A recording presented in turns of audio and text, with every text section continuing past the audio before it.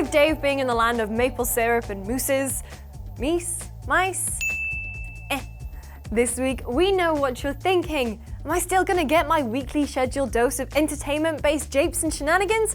Well, yeah, but... It's time for a takeover. But before we get into that, remember to subscribe to GameSpot Universe while you're here. Tickle that nerdy itch with videos on anime, comics, movies, TV shows, and a spot of wrestling thrown in for good measure. A new trailer for the Mummy reboot has been released, so our mild rebellion takes the form of us revisiting the 1999 classic and its banger of a follow-up. Yep, tangential I'll grant you, but Fraser fans unite. Anyway, here's 5 things you might not know about the Mummy and its return. But not that third movie because...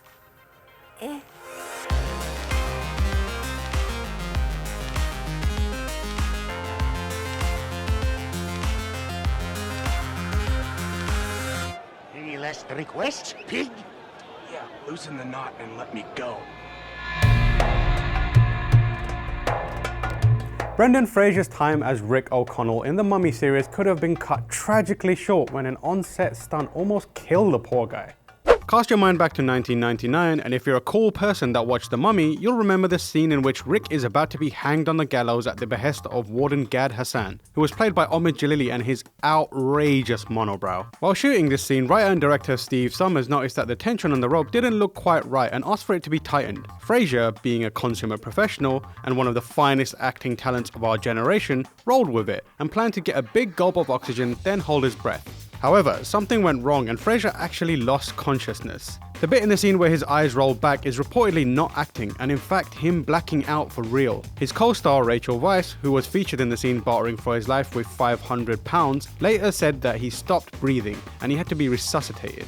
She also noted that the crew didn't have much sympathy for Fraser's dance with death, as they pretty much got him up and back to work straight away. As the old Hollywood adage goes, time is money.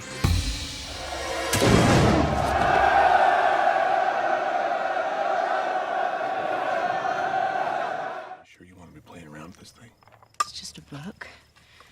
No harm ever came from reading a book.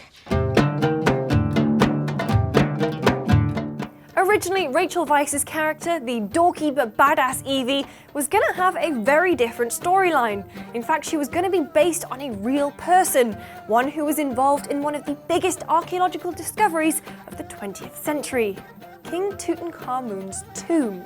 George Herbert was the exceedingly rich 5th Earl of Carnarvon, who used his money to sponsor excavations of various tombs, with famed Egyptologist Howard Carter as his assistant. In 1922, they, along with the Earl's 21-year-old daughter Evelyn, uncovered King Tut's tomb. Just months later, George and other prominent visitors to King Tut's tomb died under mysterious circumstances, and the public deemed them to be victims of the mummy's curse. Ooh, okay, there's actually evidence that he died due to blood poisoning, but that doesn't sound nearly as cool. Back to the Mummy then. Weisz's character's full name is Evelyn Carnarvon. Originally in the story, she was supposed to be the daughter of the cursed Lord Carnarvon and had witnessed the opening of King Tut's tomb for herself. This was cut from the final film, but she does say at one point that her father was a very, very famous explorer. Apparently the novelization of the movie delves into Evie's past more, so if you really wanted to, you could read that. Or you could just watch the film again, which is what I'll be doing. Let me see your identification. You don't need to see his identification. We don't need to see his identification. These aren't the droids you're looking for. These aren't the droids we're looking for. He can go about his business. You may not know it, but The Mummy actually features a pretty big Star Wars Easter egg. The cloak that Alec Guinness wore as Obi-Wan Kenobi in Star Wars Episode 4, A New Hope, was supplied by British costume rental company Angels and Burmans for use in the production of The Mummy and pops up in the movie. As we all know, the cloak has huge significance and is perhaps one of the most iconic movie outfits of all time. So, naturally, it's going to be front and center in The Mummy. Well, actually it wasn't. In fact, it was worn by a random extra and lost in a sea of other similar looking cloaks. After the production of The Mummy, Obi-Wan's cloak went on a little adventure of its own, being hired out as fancy dress and then vanishing for a period of time. It was eventually rediscovered in 2005 during a routine stock check at Angel and Berman's. At the time, it was valued at around £25,000 and briefly spent some time on display at prestigious London department store Harrods as part of its film memorabilia exhibition. The current whereabouts of the cloak are unknown, probably in a galaxy far, far away. That was bad and you should feel bad. You shut your mouth.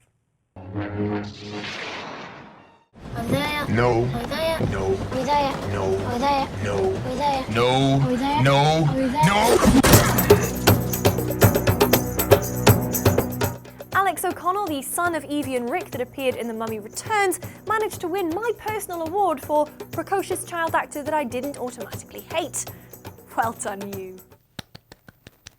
Little Alex was played by British actor Freddie Booth. Freddie was a big, and I mean big, fan of The Mummy, having seen it over 30 times. He loved it so much that he passed up the chance to be in Harry Potter and the Philosopher's or Sorcerer's Stone so he could be in The Mummy Returns. And apparently he knew so much about the original movie that he basically consulted on the film to make sure the cast and crew got their facts straight. Passing up the Potter was a bold strategy, Cotton, and it might not have paid off for him. He hasn't really acted in much since, but at least he got to do what he loved.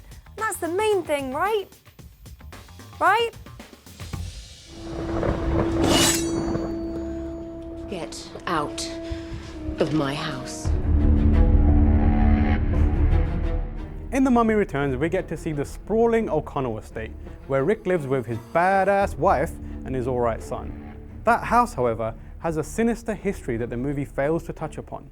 The O'Connell estate was shot in the Shepperton studio offices, which, if you're a fan of classic horror, you'll know is also where 1976's The Omen was shot. Although Brendan Fraser wanted the O'Connells to live in an apartment, the Shepperton office location was chosen so that fight scenes could be shot there. Of course, it's believed that dark forces surround the production of The Omen. Gregory Peck, who played the father of the demon child Damien Thorne, was travelling to the UK and his plane was almost struck by lightning. Executive producer Mace Neufeld's plane was actually struck by lightning, and the plane that the crew was due to film for the production crashed, killing everyone on board. If that wasn't enough, 2 dogs involved with the Omen's shoot mauled a stuntman, an animal handler was killed by 2 lions on the day of a zoo shoot, and special effects expert John Richardson was involved with an incident where a sheet of glass decapitated his assistant. Although this was on another production, the accident mimicked a scene he came up with for The Omen. All of this can't be coincidence, and maybe it's the reason why Brendan Fraser is no longer in Hollywood.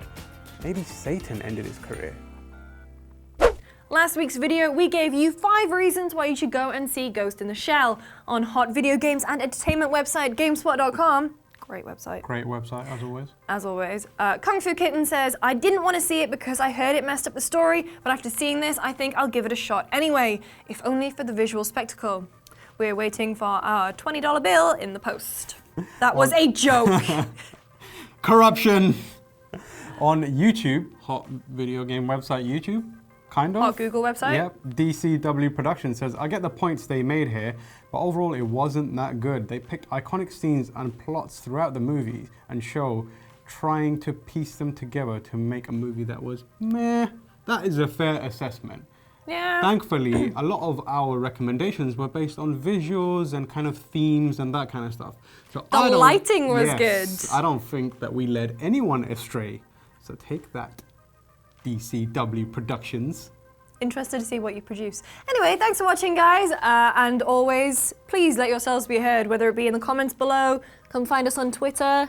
I'm at Tamor H. I'm at Lucy James Games. And, you know, if you enjoyed this video, leave us a like. Smash it. Smash the subscribe button. Hit that like button. And we'll see you next week, where Dave might be back.